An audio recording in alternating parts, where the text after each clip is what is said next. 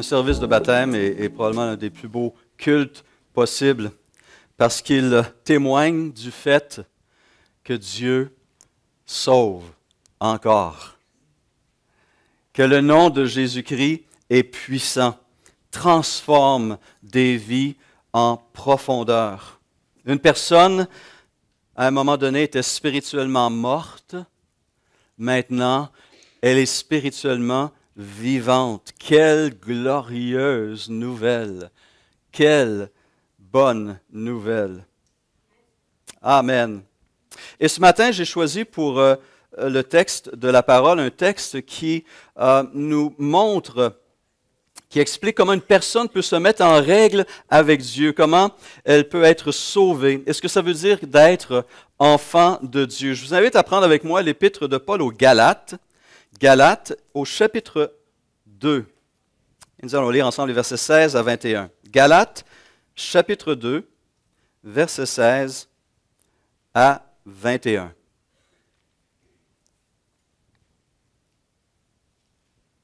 Je vous lis dans la version second 21.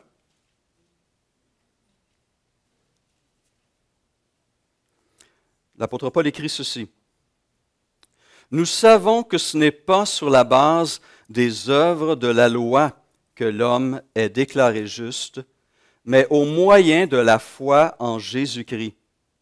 Ainsi, nous aussi, nous avons cru en Jésus-Christ afin d'être déclarés justes sur la base de la foi en Christ et non des œuvres de la loi, puisque personne ne sera considéré comme juste sur la base des œuvres de la loi. Mais si, en cherchant à être déclarés justes en Christ, nous avons été trouvés pécheurs, nous aussi, cela signifie-t-il que Christ serait un serviteur du péché? » Pose une personne. « Certainement pas, répond Paul. En effet, si je reconstruis ce que j'ai détruit, je me présente moi-même comme coupable, puisque c'est la loi qui m'a amené à mourir à la loi afin de vivre pour Dieu. J'ai été crucifié avec Christ. Ce n'est plus moi qui vis, c'est Christ qui vit en moi. Et ce que je vis maintenant dans mon corps, je le vis dans la foi au Fils de Dieu qui m'a aimé et qui s'est donné lui-même pour moi. Je ne rejette pas la grâce de Dieu.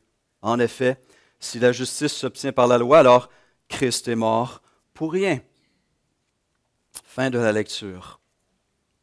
La Bible d'études Vie Nouvelle souligne ceci. Elle dit que l'épître aux Galates peut être considérée comme la charte de la liberté chrétienne.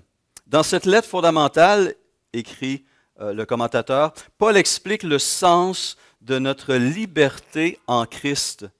Nous sommes libres par rapport à la loi et au pouvoir du péché, et libres pour servir notre Dieu. Paul, dans cette lettre, qui est probablement une de ses premières, va aborder une des plus importantes controverses qui risquait de déchirer l'Église de Jésus-Christ à ses tout débuts. La question fondamentale, comment puis-je être sauvé? Faut-il, en plus de croire en Jésus-Christ, obéir aux lois et aux traditions juives?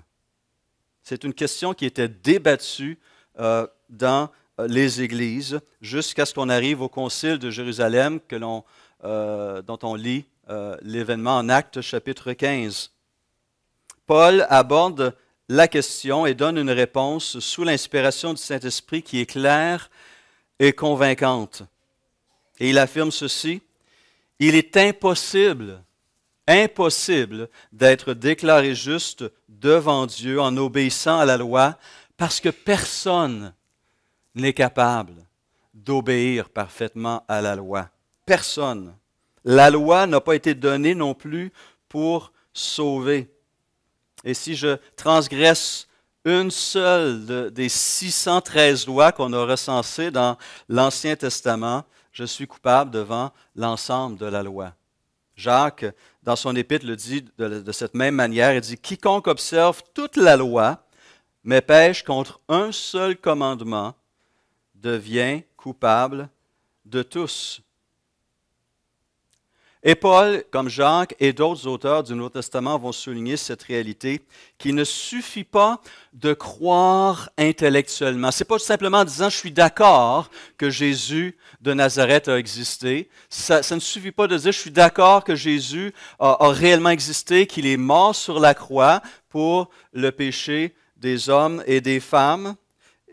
Ça ne suffit pas de dire cela et de croire ces choses. Jacques le souligne encore une fois d'une manière très claire. Il dit, tu crois qu'il y a un seul Dieu? Tu as raison. Les démons le croient aussi et ils tremblent. Donc ils ont, entre guillemets, une foi orthodoxe, les démons.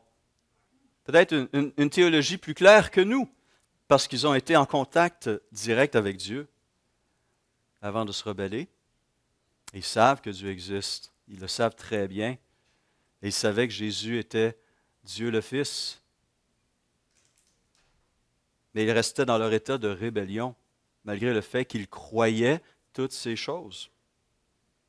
Le salut implique donc plus que simplement un assentiment mental à une vérité historique. Galates 2,20 nous dit qu'un salut authentique implique une identification à Christ. Une identification à sa mort, à son ensevelissement, à sa résurrection, à son ascension et à son règne. C'est ce que Paul veut souligner dans le verset 20 de Galates 2. J'ai été crucifié avec Christ. J'ai été crucifié avec Christ. Et si je vis, ce n'est plus moi qui vis, c'est Christ qui vit en moi. Qu'est-ce que Paul affirme dans ce verset-là? Que le salut est donc plus qu'un simple acquiescement à quelques notions spirituelles ou religieuses. Le salut s'appuie sur une réalité qui est ancrée dans un événement historique, la mort, la résurrection et l'ascension de Jésus-Christ, et que par la foi en Christ, je suis associé à cet événement historique, à cette mort et à cette résurrection. Christ, par sa mort, rend non pas seulement le salut possible, mais il le rend certain. Il est mort pour Pierre, Jean, Jacques. Il est mort pour Paul. Il est mort pour Athanase, pour Augustin. Il est mort pour Stéphane, il est mort pour Madeleine Béni. Il est mort pour nous. Et sa mort a pleinement satisfait la colère du Dieu juste et saint, une colère que nous n'avons plus à craindre. 2 versets de l'Épître aux Romains, qui est une épître magistrale dans laquelle Paul présente le message de l'Évangile. Romains 8.1, il n'y a plus de condamnation maintenant pour ceux qui sont en Jésus-Christ. Et Romains 5.1 dit, ainsi donc, déclaré juste sur la base de la foi, pas des œuvres, pas d'une religion suivie quelconque, nous avons la paix avec Dieu, par l'intermédiaire de notre Seigneur Jésus-Christ. Donc, ce salut est bien plus qu'un simple acquiescement à cet événement historique. Pourtant, des gens, dans le passé, du temps de Paul, et encore aujourd'hui, se disent ceci. Si Dieu justifie les méchants, à quoi sert-il d'être bon? Peut-on alors tout simplement vivre à notre guise, puisque tous nos péchés sont pardonnés? John Stott a analysé la réponse de Paul à ce raisonnement dans Galates chapitre 2, et il répond ainsi. Il dit ceci, « La justification n'est nullement une fiction légale par laquelle le statut de l'homme change, alors que son cœur demeure inchangé. Selon le verset 17, nous sommes déclarés justes dans l'union avec le Christ. En d'autres mots, notre justification a lieu lorsque nous sommes unis à Christ. Et cette union à Christ, immanquablement, nous transforme. Nous ne sommes plus la même personne. Nous étions morts spirituellement, nous devenons maintenant vivants spirituellement. Mon statut non seulement a changé, mais mon être a été transformé d'une manière radicale, permanente. Retourner à son ancienne vie, écrit Stott, et pécher comme cela pourrait nous plaire s'avère franchement impossible. Il est devenu une nouvelle création et il a commencé une nouvelle vie. Nous avons donc un événement historique, la croix de Christ, sur laquelle nous pouvons nous appuyer. Dieu s'est manifesté clairement en la personne de son Fils Jésus-Christ. Il a démontré le plus clairement possible sa justice, sa sainteté, son amour et sa grâce à travers Jésus, en réglant notre plus grave et notre plus sérieux problème, notre culpabilité, notre péché, notre état de rébellion. Et par la foi, nous recevons tous les bienfaits dont nous avons besoin pour marcher devant Dieu dans la foi et l'obéissance. Et c'est pourquoi Paul va ajouter au verset 20, « Ce n'est plus moi qui vis, mais Christ qui vit en moi. » On a sondé cette expression-là et on a encore de la misère à comprendre ce que ça peut représenter. Il y a un mystère, il y a une profondeur, il y a une réalité ici qui dépasse notre entendement. Ce n'est plus moi qui vis, mais Christ qui vit en moi. Vous et moi, déclare Paul, nous sommes morts avec Christ. Nous avons été identifiés à lui dans sa mort, dans son ensevelissement, mais aussi dans sa résurrection, afin que sa vie puisse pleinement se manifester en nous. La vie qui anime, qui soutient, qui fortifie, qui propulse notre vie quotidienne ne vient plus de nous, mais de Christ. Nous sommes devenus un temple de Dieu, un lieu où Dieu, Père, Fils et Saint-Esprit, a décidé d'habiter pour toujours. Pour toujours. Et ce que Dieu touche, là où Dieu passe, les gens et les choses sont toujours transformés, ne sont plus jamais pareils. En ayant cette vie, nous avons Christ. En ayant Christ, nous devenons de nouvelles créatures et sa vie est là pour nous soutenir. Christ est toujours avec nous. Plus jamais nous ne serons seuls.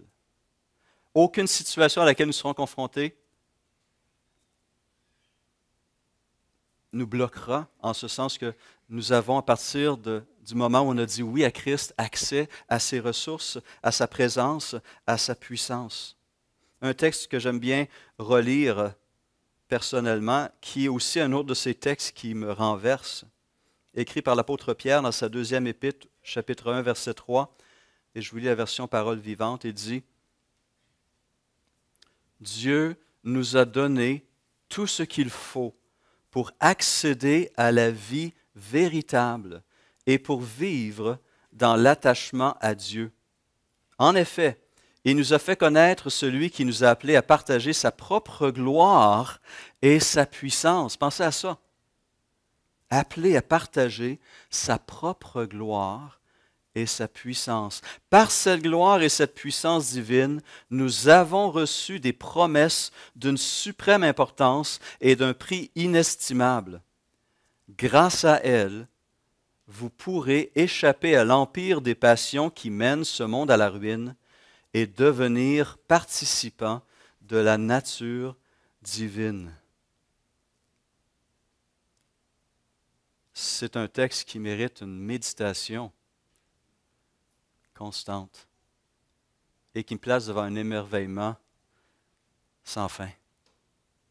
tout ce que Dieu donne, tout ce que Dieu veut déverser dans notre vie et veut faire à travers nous, c'est glorieux et renversant à la fois.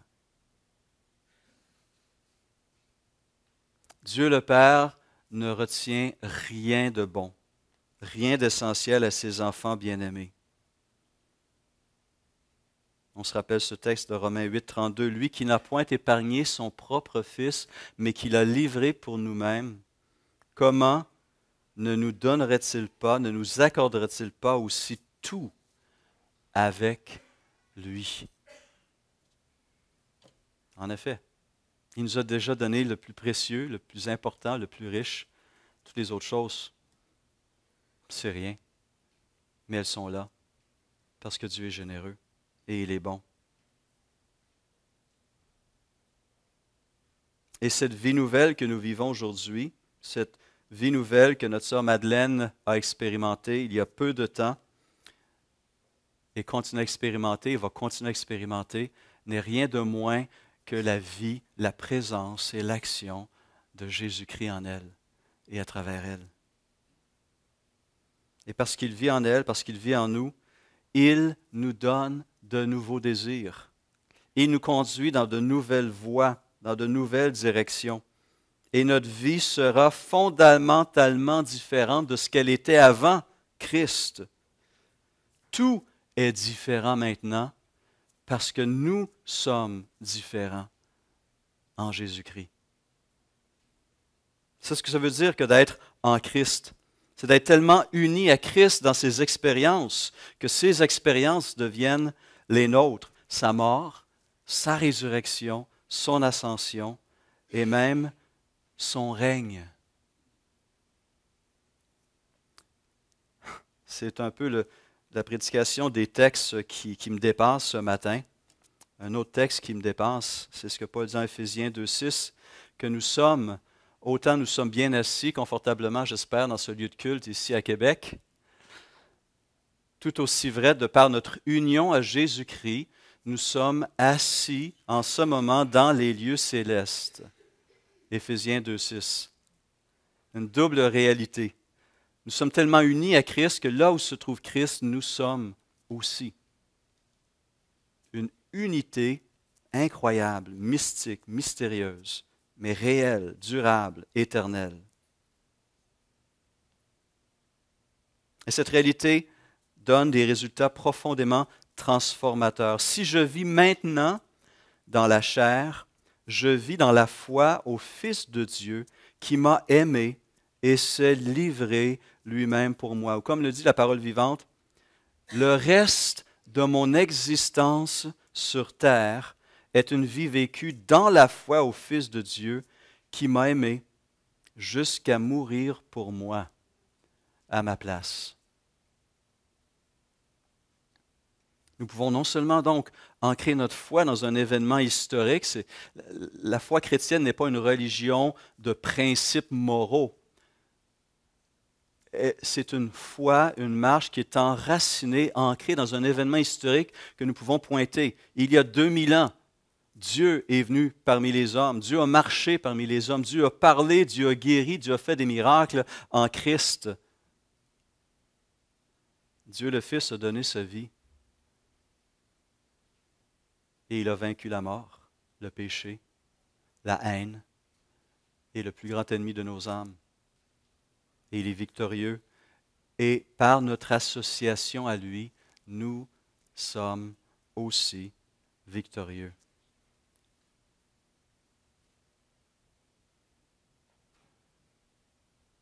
Et ma vie peut, à partir de ce moment-là, accomplir sa raison d'être fondamentale.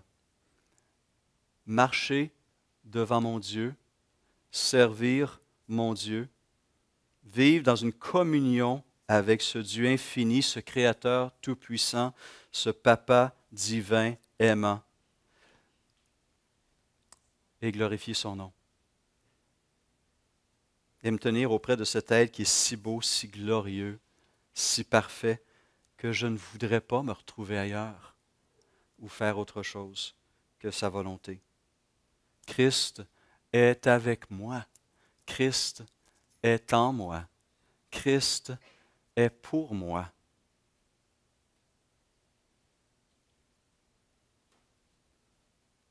Et c'est pourquoi sa mort visait non seulement notre justification, visait non seulement à régler ce problème de condamnation qui pesait sur nous, mais pour apporter aussi une transformation qui est la sanctification. Éphésiens 5, 25, Paul écrit que Christ s'est donné lui-même pour l'Église. Dans quel but? Afin de la conduire à la sainteté, après l'avoir purifiée et lavée par l'eau de la parole, pour faire paraître devant lui cette Église glorieuse, sans tache, ni ride, ni rien de semblable, mais sainte et irréprochable. Cette union à Christ dans la mort conduit aussi à la vie, à la pureté et à une marche sans fin avec lui. C'est pourquoi Paul va faire la remarque au verset 19, il dit « Quoique je suis mort à la loi, je me dois de vivre pour Dieu. » Et c'est là qu'on a besoin de se rappeler que le message de la justification par la foi et non par les œuvres, au lieu d'affaiblir notre devoir envers Dieu, le fortifie. La vie que j'ai reçue doit être utilisée pour être vécue devant Dieu et pour Dieu. Christ nous permet de vivre une vie nouvelle, une vie qui est infiniment meilleure. Et honorer ainsi son nom et rendre grâce pour tout ce qu'il a fait. En Romains 6, Paul écrit « Par le baptême en sa mort, nous avons été ensevelis avec lui afin que, comme Christ est ressuscité par la gloire du Père, de même, nous aussi, nous menions une vie nouvelle. Nous savons que notre vieil homme a été crucifié avec lui afin que le corps du péché soit réduit à l'impuissance et qu'ainsi nous ne soyons plus esclaves du péché. » Il y a un avant, il y a un après, il y a une transformation, il y a un pouvoir nouveau, une vie nouvelle. Et donc, dans ces quelques mots de Galates 2:20, Paul va nous montrer à quoi ressemble la vie mystérieuse du chrétien. Il a été crucifié, mais il vit. Il est mort au monde, mort au péché, mais vivant pour Dieu et pour Christ. Il vit dans la chair, dans un corps, mais aussi il vit par la foi. Et selon toute apparence, il semble vivre comme les autres hommes. Il a besoin encore de manger, de se reposer, mais une force plus grande, plus puissante, plus noble, le soutient, le vivifie et le dirige. Cette puissance qui vient par le Saint-Esprit qui habite le corps et l'esprit, d'être hommes et femmes transformés par la grâce de Dieu au moyen de la foi en Christ. Et soutenu quotidiennement par la réalisation que ce Fils de Dieu, Dieu le Fils, nous a aimés au point de mourir pour nous. En conclusion, placer sa confiance en Jésus-Christ, comme notre sœur Madeleine l'a fait, va en témoigner dans quelques instants. C'est être uni à lui et permettre une vie nouvelle. Si nous sommes en Christ, nous sommes justifiés, nous sommes déclarés justes, il n'y a plus de condamnation, mais nous sommes aussi vivifiés et appelés à marcher différemment et à porter des fruits. Et un témoignage comme tout simple, comme Nina et Marie-Claude cette semaine, autour d'une tasse de café, les gens constatent qu'il y a quelque chose de différent. Est-ce que ma vie communique cette différence? Est-ce que mes paroles, mes attitudes témoignent de cette transformation, de cette union avec Christ? Est-ce que sa vie coule en moi et à travers moi? Et est-ce que j'utilise toutes les ressources que le Seigneur me donne? Paul dit aux Corinthiens qu'il ne leur manquait aucun don dans l'attente qu'ils étaient de la manifestation de notre Seigneur Jésus-Christ. Si j'appartiens à Dieu, si je suis son enfant, j'ai reçu tout ce dont j'ai besoin. Est-ce que je saisis par la foi ces ressources? Est-ce que je les utilise dans ma marche quotidienne. Des flots d'amour, de grâce et de puissance sont à notre disposition et Dieu veut faire couler en nous et à travers nous. Christ est devenu notre vie. Chaque instant de la vie du chrétien doit donc être vécu dans la foi et par la foi. Nous vivons par la foi, nous sommes appelés à marcher par la foi, nous sommes appelés à vaincre par la foi. C'est ce que Christ veut manifester à travers nous. Et cette transformation, cette identification, Jésus nous a donné un moyen clair pour le témoigner, le baptême d'eau. En Romains 6, Paul va donner un peu cette explication du baptême, sa signification. Voici ce qu'il écrit.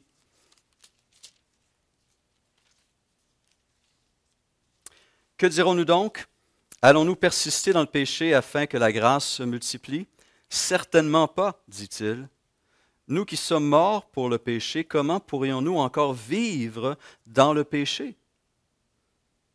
Et il dit au verset 3, « Ignorez-vous que nous tous qui avons été baptisés en Jésus-Christ, c'est en sa mort que nous avons été baptisés? Par le baptême en sa mort, nous avons donc été ensevelis avec lui, afin que, comme Christ est ressuscité par la gloire du Père, de même, nous aussi, nous menions une vie nouvelle.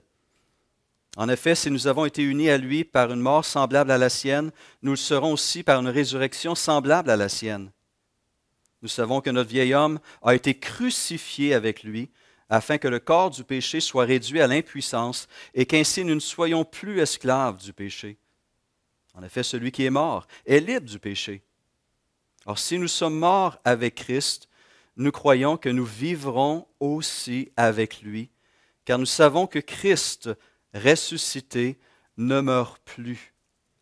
La mort n'a plus de pouvoir sur lui. Christ est mort, et c'est pour le péché qu'il est mort une fois pour toutes. Maintenant qu'il est vivant, c'est pour Dieu qu'il vit. De la même manière, vous aussi, considérez-vous comme morts pour le péché et comme vivants pour Dieu en Jésus-Christ, notre Seigneur.